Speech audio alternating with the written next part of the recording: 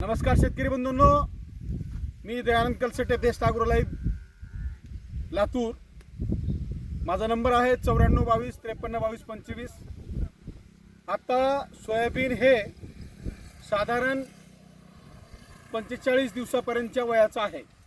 काही शेतकऱ्याचं 60 दिवसही झालेत, काही शेतकऱ्यांचे 30 दिवस आहेत। शेतकऱ्यांना एक विनंती आहे, मला फरक दाखवायचा आहे। इकडे आपण बेसलाईन वापरलेला आहे, त्याच्या 4 गाकऱ्या आहेत।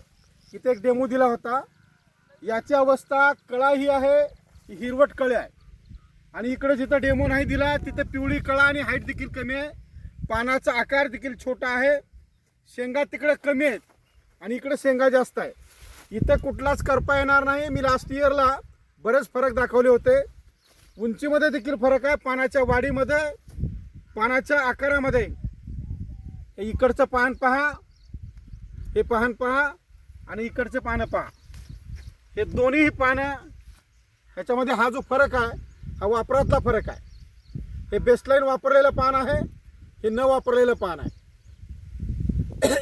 छोट्या छोट्या बदलाने फार मोठा उत्पन्नामध्ये फरक पडतो।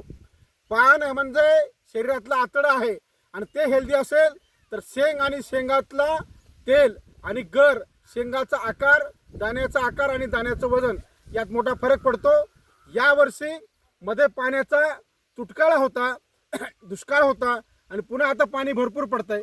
अशा अवस्थेमध्ये अचानक पिवळं पडणे, शेंगा चपट्या होणे, शेंग गळ होणे असे प्रकार यावर्षी 100% होणार असे अंदाज आहेत।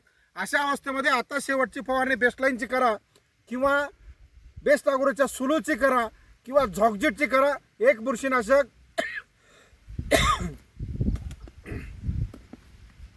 सुलू, बेसलाईन किंवा झॉकजेट यापैकी कुठलंही बुरशीनाशक घ्या।